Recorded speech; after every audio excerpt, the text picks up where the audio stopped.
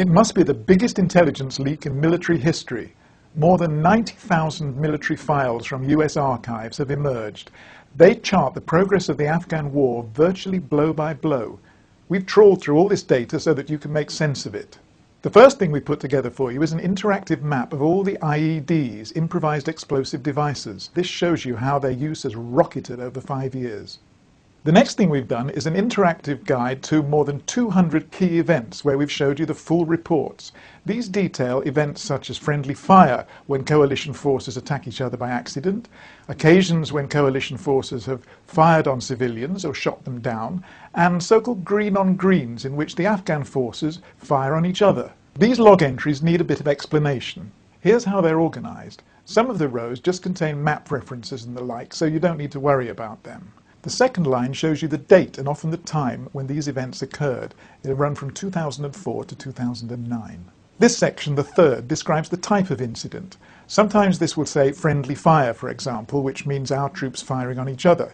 If it says friendly action, however, it means an engagement in which our side, the friendly side, started the shooting.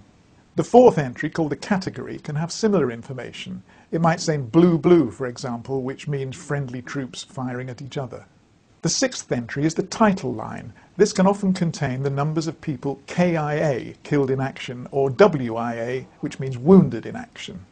This one's the really important entry. It's called a summary. It carries a short report of what is supposed to have actually happened. It's often written in plain English, although sometimes in a pretty impenetrable military jargon. There follow some rows designed for statistics. How many friendly forces, host nation or civilians were killed or wounded in action. Unfortunately, these are highly unreliable, and very often the authors simply fail to fill them in. Down at the bottom, there's a section called CCIR.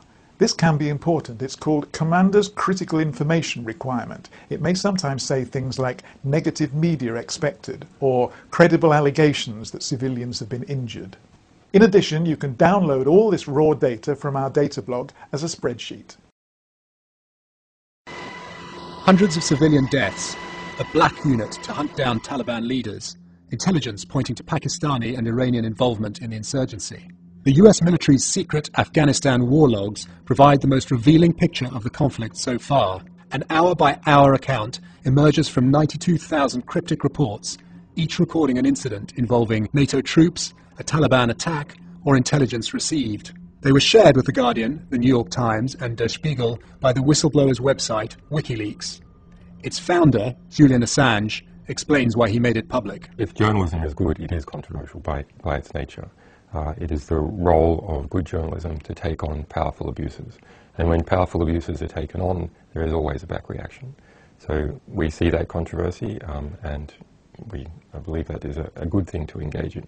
And in this case, it will show the true nature of this war.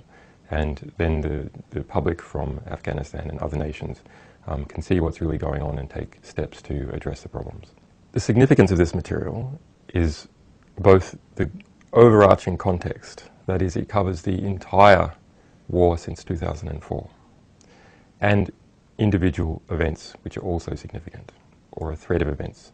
So those include something like Task Force 373, an US-based assassination squad that goes around Afghanistan killing people on a kill or capture list. It includes significant events where many people were killed. For instance, we are looking at an event that killed 181 people at once, some by an AC-130 gunship. It includes detail about how the war is supported in various ways.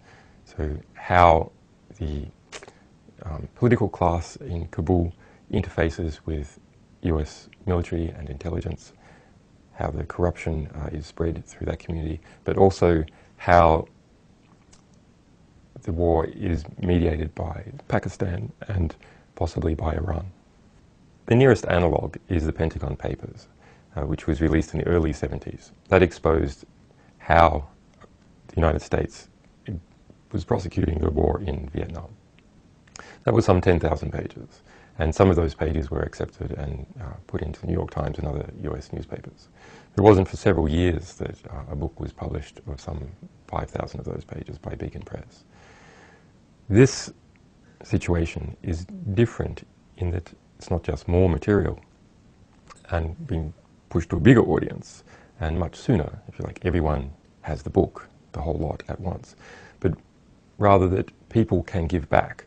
So people around the world who are reading this are able to comment on it and put it in context and understand the full situation. That is not something that has previously occurred, and that is something that can only be brought about as a result of the internet. Militaries keep information secret to prosecute their part of a war, but also to hide abuse. And there is a military argument for keeping some information secret that is very timely. So an example of where troops are about to deploy. But that information expires quickly. And this information ranges from 2004 to 2010. So that argument is not valid for this type of information. This legend on my t-shirt is really quite nice. It's from the Norwegian Journalist Association, SKUP, and it says, dig down in time.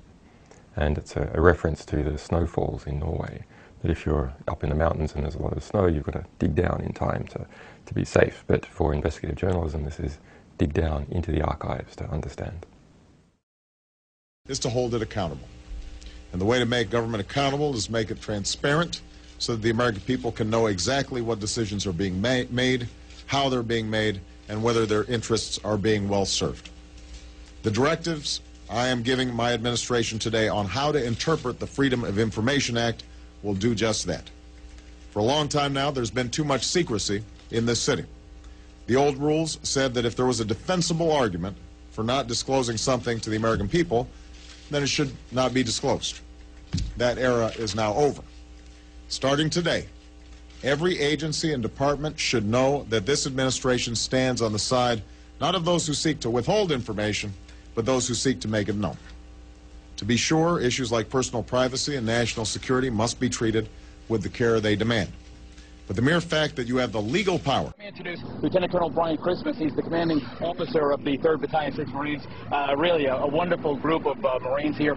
I know that you care deeply about this contradiction, the fact that here you have one of the best fighting forces in the world ever mounted, and in a sense you're watching as this opium is being grown. I know it grinds at your gut. How do you deal with it? What are you doing about it? Oh, frankly, this is part of their culture. So while it might grind in my gut, it's what they do. We provide them security, we're providing them resources, and we're providing them alternatives. And the alternatives are different crops to grow. They're getting the seed and the fertilizer to do it. They can rotate any of their crops that they want. If they want to get rid of their wheat and grow cotton for the winter, they can do that, and we're going to help them do it. So the same thing goes for the cotton. So you think that, we were at the market, and everywhere we go, they're selling these little devices. Take a shot at this, Greg. They're hand-carved. These are the little devices they use to scrape the opium sap off the plant. And I watched as you bought every one that was for sale because you care so deeply. Why did you? President Obama sends more U.S. troops to Afghanistan to help with the opium harvest. Security. In the UK, Bank of England calls for anal lubrication. Printing money. Quantitative easing. Revolution unnecessary, say shadowy puppet masters. A little unrest maybe, but we can handle you. Hello, barrelless minions. Welcome to the fucking news. I'm fomenting discontent. Here are the headlines tonight. President Dracula Obama has announced he's sending 17,000 extra troops to Afghanistan to help raise the price of heroin on the world market. Stamp out opium production in Afghanistan. What's that? Isn't that the same thing? USUC is a victim of its own success with regard to heroin production in Afghanistan. The Taliban virtually eliminated it, and then after the US invaded, opium production soared year after year. The price dropped across the world, and a gram of heroin can now be bought for as little as £25, with the average price somewhere between 40 and 50 per gram. In 1998, the average was 74. So, if we want to pay off our collective bailout debt with drug money, that will never do. President Dracula Obama went on not to say, drugs make a lot of money, unless they're legal, and there are lots of them. So it's important to the global criminal overlords whose spawn I am that we reduce supply, increase demand, and enforce their illegal status as a cover for our drug operation in Afghanistan. Let me tell you, it's all about the Taliban and how they hate us and our way of life. Yes, they do. And we can't allow that. So we will kill them all, or make them love us by occupying their country and oppressing them and their wacky beliefs, which are so different from ours. God bless America. and the talking snake that caused us to live on Earth. I know. We could leave them alone, tap their phone calls, monitor their activities like we do to you folks at home, but I feel it would be much better use of your money to stay here and protect these important opium resources. I mean, eradicate oversupply on behalf of the shadowy puppet masters whose checks got me elected.